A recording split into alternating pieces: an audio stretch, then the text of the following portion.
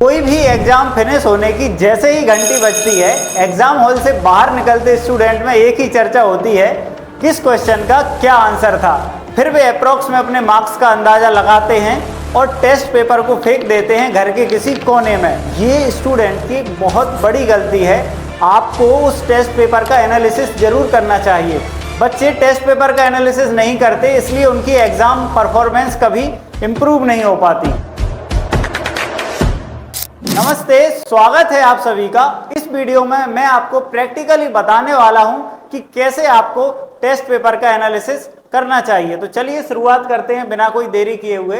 हम समझने वाले हैं, जैसे मान लीजिए ये कोई टेस्ट पेपर है, ये आपने कोई टेस्ट पेपर किया जिसमें 8 तरह के लगभग क्वेश्चन है और हमें सबसे पहले कैटेगराइज करना चाहिए अपने क्वेश्चंस को 4 टाइप में। सबसे पहले रॉन्ग रीडिंग। आपने निश्चित रूप से देखा ही होगा कि पेपर में एक सबसे बड़ी गलती स्टूडेंट करते हैं कि हड़बड़ाहट में क्वेश्चन को गलत पढ़ लेते हैं।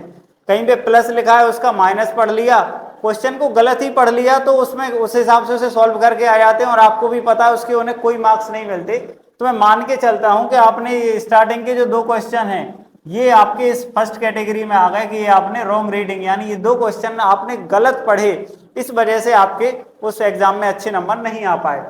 दूसरा अपना है सिली मिस्टेक्स। कुछ ऐसा रहता है कि 2 + 3 लिखा और आपको प्लस करके 5 लिखना था, लेकिन आपने मल्टीप्लाई 6 कर दिया। ऐसी मिस्टेक जिन्हें आपको घर आके पछतावा होता है कि अरे इसे तो मैं सही कर सकता था। तो सिली मिस्टेक्स जो होती हैं, तो मैं ऐसा मान के चलता हूं कि ये 3rd और 4th है, ये आपके सेकंड कैटेगरी यानी सिली मिस्टेक्स आप इन क्वेश्चंस में करके आए हैं। 4th आता है पार्शियली सॉल्व्ड। कुछ क्वेश्चन ऐसे होते जो आपको आधे ही आ रहे थे, बस आधा उन्हें कर पाए, आपको आधे ही लर्न थे। जनरली मैं मैथ के पर्सपेक्टिव में बता रहा हूँ। तो पार्शियली सॉल्व मतलब आधे ही आपको आ रहे थे, पूरा वो क्वेश्चन नहीं आ पा रहा था, तो हम मान लेते हैं 5th और 6th क्वेश्चन आपका 3rd कैटेगरी यानी पार्शियली सॉल्व आपने किया है। और 4th क्वेश्चन है टोटली लेफ्ट आउट, कि आपके मान लीजिए 2 क्वेश्चन 4th कैटेगरी में आते हैं कि ये 2 क्वेश्चन आपके पूरी तरह छूट गए। रीजन कुछ भी हो सकता है, जनरली आपको आ ही नहीं रहे थे, ये वाले क्वेश्चन आपको नहीं आते थे। तो सबसे पहले आपको अपने सारे इन क्वेश्चन जो भी आपके एग्जाम में इन 4 कैटेगरी में, या आपको कोई और कैटेगरी लगती है तो उसमें इस तरीके से इन्हें बांट लेना चाहिए। फिर आपको देखना चाहिए कि जो आपकी रॉन्ग रीडिंग हुई, सबसे गलत चीजें एक एक करके हमें इन्हें निपटाना है। सबसे बेकार और खराब चीज है रॉन्ग रीडिंग। अगर आप पेपर देखकर भी सही नहीं पढ़ रहे हैं तो ये आदत तो आपको सुधारनी ही पड़ेगी। इसका रीजन है कि आप प्रेशर ज्यादा फील करते हैं, मतलब एक क्वेश्चन पेपर देखकर आपको घबराहट होती है, हड़बड़ाहट होती है, इस वजह से आप इन क्वेश्चंस की रॉन्ग रीडिंग कर लेते हैं। सिली मिस्टेक्स भी बिल्कुल उसी चीज का है कि आपने इसका अगला स्टेप है, आपने क्वेश्चन तो पेपर में से सही नोट कर लिया, लेकिन आप उनमें सिली छोटी छोटी मिस्टेक्स करके आ जाते, ये भी आपकी हड़बड़ाहट को दिखाता है, घबराहट को दिखाता है। तो इन दोनों जो शुरू में कैटेगराइज क्वेश्चन को किया है, तो इसका सबसे अच्छा तरीका तो है कि आपको बिल्कुल टेंशन फ्री होकर पेपर देना चाहिए। आपको बिल्कुल ये सोचना चाहिए कि घर पे आप जैसे प्रैक्टिस शीट लगाते हैं, क्वेश्चन की प्रैक्टिस करते हैं, ऐसे ही आप एग्जाम दे रहे हैं। एग्जाम को इतना ज्यादा क्यों ले लेते हैं, एकदम एग्जाम को लाइटली लेना चाहिए आपको। अगर ऐसा आप करने लगेंगे तो ये स्टार्टिंग की 2 ऑप्शन नहीं होगी, फिर ये नीचे की 2 कैटेगरी हैं, ये दिखाता है कि हमारी पढ़ाई में कुछ क्या कमी रह गई। तो सबसे पहले फर्स्ट ये 2 की एक चीज और मैं बताना चाहूंगा। आपको ये देखना चाहिए कि जिसमें आपने रॉन्ग रीडिंग की है या सिली मिस्टेक्स हुई है, वो क्वेश्चन आपको याद तो हो गई कि आपने कब किए थे, क्या स्टार्टिंग में ही आपने किए थे या लास्ट में किए थे।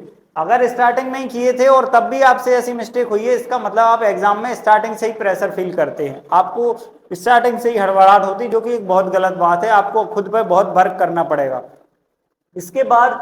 लेकिन अगर आपने ऐसा हुआ कि आपने एंड टाइम में ये क्वेश्चन किए, इस वजह से हो गई, इसका मतलब है पहली चीज तो ये कि आप बाद में घबरा जाते हैं कि मैं पेपर कर पाऊंगा या नहीं कर पाऊंगा। दूसरी चीज टाइम मैनेजमेंट भी हो सकती है कि आप पूरा टाइम मैनेज ना कर पाए हो, टीचर बार बार कह रहे हो कि 20 मिनट और रह गए हैं, 10 मिनट और रह गए हैं, जल्दी करो, और आप इस वजह से घबरा रहे हो, तो वो टाइम मैनेजमेंट की कमी है। आपको इन कमियों का ऐसे एनालिसिस करना पड़ेगा। भैया कोई टेस्ट पेपर, ये फाइनल, कोई भी टेस्ट पेपर फाइनल तो होता नहीं, इसके बाद जिंदगी में और भी कई सारे आपको एग्जाम्स देने, वो सारे एग्जाम्स तभी इंप्रूव होंगे जब आप इनका ढंग से एनालिसिस करेंगे। तो ये 2 कैटेगरी का हो गया।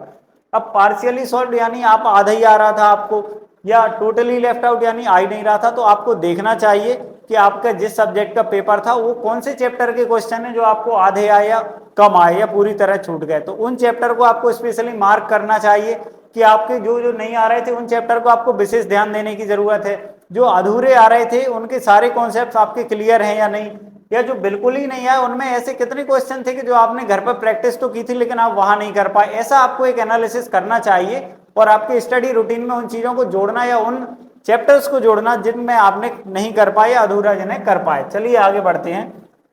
फिर आपको एक्स्ट्रा कॉन्सेप्ट, उस पेपर में आपको पक्के में कोई ना कोई एक्स्ट्रा कॉन्सेप्ट सीखने को मिला होगा जो आपको नहीं आता था, आपको किसी फ्रेंड को आता था या किसी को भी नहीं आता था, आपने बाद में देखा कि अरे ये चीज तो मेरे नोट्स में भी कहीं नहीं है, टीचर्स ने भी कहीं नहीं बताई।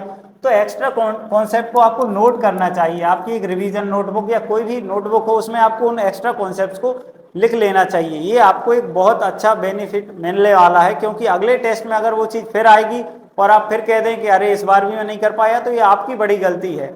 गलतियां किसी भी चीज में हो तो इसमें कोई बुराई नहीं है, लेकिन गलतियां रिपीट नहीं होनी चाहिए। हर बार नई गलतियां करिए, पुरानी गलतियों को इंप्रूव करिए। इसके बाद अगली चीज आती है टाइम मैनेजमेंट क्वेश्चन वाइज। आपको क्वेश्चन वाइज देखना चाहिए कि हर एक क्वेश्चन में आपको कितना ज्यादा कम या कितना ज्यादा टाइम लगा।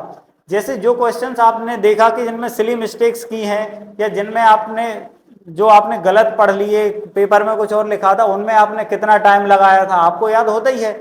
ऐसे कितने क्वेश्चन थे जिन्हें करने में आपको बिल्कुल ज्यादा टाइम नहीं लगा। तो ये टाइम मैनेजमेंट आपको क्वेश्चन वाइज देखना चाहिए और कहाँ आपको टाइम मैनेज करनी। जैसे मान लीजिए आपके कुछ दो क्वेश्चन ऐसे थे जो आप भले ही सही करके आए, लेकिन भी दो क्वेश्चन इतना ज्यादा टाइम खा गए आपका कि आपने बाकी क्वेश्चन में हड़बड़ाहट में गलत कर दिए। तो आप देखिए कि वो दो क्वेश्चन कौन से चैप्टर से थे। उन चैप्टर में आप टाइम लगाकर प्रैक्टिस करिए। जैसे मान लीजिए कोई किसी मैथ का कोई थर्ड चैप्टर है और आपको थर्ड चैप्टर के क्वेश्चंस पे बहुत टाइम लग जाता है, तो आपको क्या करना चाहिए, उनकी प्रैक्टिस शीट निकालो, बहुत सारे प्रैक्टिस क्वेश्चन निकालो और ऐसा टारगेट रखो कि इसका ये फर्स्ट क्वेश्चन है 5 मिनट के अंदर करना है, टाइम लगा के बैठ जाइए। फिर देखिए कि आप 5 मिनट में उसे कर पाए या नहीं कर पाए तो कितना एक्स्ट्रा टाइम आपको लगा, फिर अगली बार करिए। ऐसे निरंतर अभ्यास करते रहेंगे तो आप टाइम के अकॉर्डिंग कर पाएंगे। टाइम मैनेजमेंट एक बहुत बड़ी स्किल है, इस पर मैं आगे चल के एक अलग से वीडियो बनाऊंगा कि आपको एग्जाम में टाइम को कैसे मैनेज करना चाहिए। कई स्टूडेंट एग्जाम में ही जितना टाइम मिलता है उतने टाइम में पूरा एग्जाम पूरा अटेम्प्ट ही नहीं कर पाते, कर भी लेते हैं तो बड़े हड़बड़ाहट में एक बेकार तरीके से उनका एग्जाम जाता है। इसके बाद हम आगे देखेंगे स्ट्रॉन्ग पॉइंट्स और वीक पॉइंट्स। आपको दो चीजें ये कैटेगराइज करके पूरा आपने एक अच्छी तरह एनालिसिस एग्जाम का कर लिया, जो हमने कैटेगरी बताई थी उनमें बांट लिया। उसके बाद आपको ऐसे दो कॉलम बनाने चाहिए। स्ट्रॉन्ग पॉइंट्स का मतलब है कि उस एग्जाम में क्या आपका स्ट्रॉन्ग पॉइंट रहा। आपको पहले तो देखना चाहिए कि उसमें स्ट्रॉन्ग पॉइंट क्या रहा। तो अगर मान लीजिए कि आप टाइम पे निश्चित, मतलब पेपर जब फिनिश होने वाला था उसमें आप 10 मिनट पहले ही आपका पेपर हो गया था, आपने एक बार उसे फिर देख लिया था, तो आपका मान लीजिए टाइम मैनेजमेंट बड़ा अच्छा रहा इसमें, तो आप लिख लेंगे कि मेरा टाइम मैनेजमेंट बहुत अच्छा है। दूसरा, आप एकेडमिक में भी देख सकते हैं कि मैं थर्ड चैप्टर के क्वेश्चन या फोर्थ चैप्टर के क्वेश्चन ये मैं बड़े अच्छे से कर ले रहा था, इसीलिए इनमें कोई दिक्कत नहीं आ रही थी।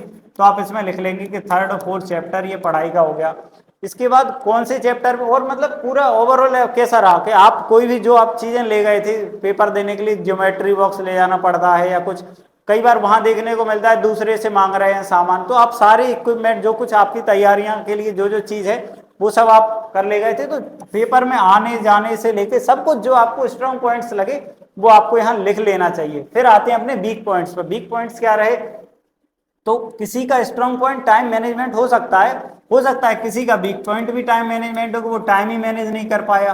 वीक पॉइंट्स में एक बड़ी चीज जो मैंने शुरुआत में बताई, सिली मिस्टेक्स आपने अगर बहुत की हैं तो आप सिली मिस्टेक्स लिख लीजिए कि सिली मिस्टेक्स मेरी रही हैं। इसके बाद आपने और किस किस तरह के आपके वीक पॉइंट्स रहे। आप टाइम डिले का मतलब है कि आप एग्जाम में पहुंचे ही लेट हैं या पूरा जो कुछ ले जाना था पेपर के लिए वो लेकर नहीं गए।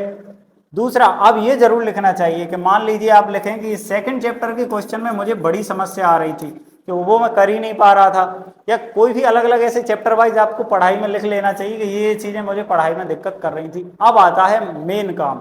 अब आपको क्या करना चाहिए, जो भी स्ट्रॉन्ग पॉइंट्स हैं ध्यान रखें ये स्ट्रॉन्ग पॉइंट्स आपके हाथ से जाने ना पाए। जब भी अगला एग्जाम हो आपको अपने टाइम मैनेजमेंट अच्छा हो, थर्ड और फोर्थ चैप्टर हो, इनका एक जल्दी से भी रिवीजन किया जा सकता है क्योंकि आपको पता है आपके पहले से ही अच्छे थे।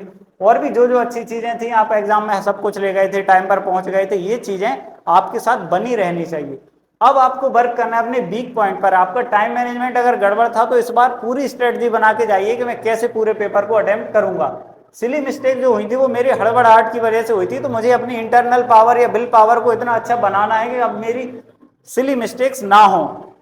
दूसरा टाइम डिले, में पेपर देर से पहुंचा तो इस बार मैं पहले से ही तैयार होकर जल्दी जाऊंगा एग्जाम में। दूसरा अब आता है पढ़ाई में कि सेकंड चैप्टर मेरा वीक है, तो इस बार मैं बहुत मेहनत करके जाऊंगा, उस चैप्टर की बहुत प्रैक्टिस करके जाऊंगा ताकि उसमें मेरी कोई कमियां ना हो। कोई कॉन्सेप्ट अगर मेरा वीक था या किसी चीज में मुझे कोई कमी लग रही थी तो वो मैं पूरी तरह अच्छा करके जाऊंगा। तो ऐसे स्ट्रॉन्ग पॉइंट और वीक पॉइंट का आप एनालिसिस अगर करेंगे तो अगले एग्जाम के लिए आप पूरी तरह प्रिपेयर्ड रहेंगे। आपको क्या लगता है गवर्नमेंट जो कुछ योजनाएं वगैरह बनाती है या सरकार पे जो आईएएस लेवल के जो अधिकारी काम करते हैं वो ऐसे ही करते हैं? वो बिल्कुल हर चीज का ऐसी योजनाएं बनाते हैं कि पिछली बार जो हमने किया था उसमें क्या हमारे स्ट्रॉन्ग पॉइंट्स थे, क्या वीक पॉइंट्स थे, वीक पॉइंट्स है उन्हें दोबारा ना दोहराया जाए, स्ट्रॉन्ग पॉइंट है उन्हें अपने साथ लेकर हमेशा चले। ऐसी प्रॉपर प्लानिंग होती है। इसे बाद में कोई भी आप बड़ी बैठक देखिए, समीक्षा बैठक नाम से होती है, एक बाद में कोई भी हमने काम किया उसकी हमें एनालिसिस समीक्षा तो करना चाहिए ना, हमें क्या कमजोरियां रही हैं क्या अच्छाइयां रही। यदि आप ये करते हैं तो मैं गारंटी देता हूं कि निश्चित रूप से आपकी अगली एग्जाम परफॉर्मेंस सुधरने वाली है और आपका अगला एग्जाम बहुत अच्छा जाने वाला है। लेकिन यदि आप ऐसा नहीं करते हैं तो आपका वही गलतियां रिपीट होती रहेंगी जो लगातार होती आई हैं और आप ये मानकर बैठ जाएंगे कि मैं तो हूं ही ऐसा, मेरा तो टाइम मैनेज हो ही नहीं पाता है, मुझसे तो सिली मिस्टेक्स होती ही हैं। आप स्थापित सत्य मानकर ये बैठ जाते हैं कि मुझ में इंप्रूवमेंट हो ही नहीं सकता, क्योंकि आप उसका एनालिसिस नहीं करते हैं। इसके बाद अगर आपने पूरा एनालिसिस कर दिया, आप इसकी एक अलग से डायरी भी बना सकते हैं। पूरा एनालिसिस आप कर चुके हैं तो be ready for next exam. फिर आगे कोई भी एग्जाम आए तो निश्चित रूप से आप पिछली बार की अपेक्षा अच्छा ही करेंगे, ऐसा मेरा विश्वास है और आप निश्चित रूप से करेंगे ही। तो मैं ऐसा मानता हूं कि अगर आप जो कुछ एग्जाम आपने दिया है उसका पूरी तरह जैसे मैंने बताया वेल प्लान एकदम कैटेगराइज करके क्वेश्चन को, और भी आपको जो लगता है अगर आप किसी दिशा में कदम बढ़ाते हैं ना तो आपको और सारे कई अन्य तरीके आते हैं जो मैं भी नहीं बता पाया ना, ऐसे नए कई आइडियाज आप खोज पाएंगे और अपने टेस्ट पेपर को अच्छे से अच्छा इंप्रूव कर पाएंगे। तो मैं उम्मीद करता हूं कि आगे आपके जितने भी एग्जाम्स होने वाले हैं आप उन सबका एनालिसिस करेंगे और अगले एग्जाम्स में अच्छे से अच्छा परफॉर्म करते जाएंगे। तो इसी उम्मीद के साथ फिर मिलते हैं आगे की वीडियोस में। धन्यवाद।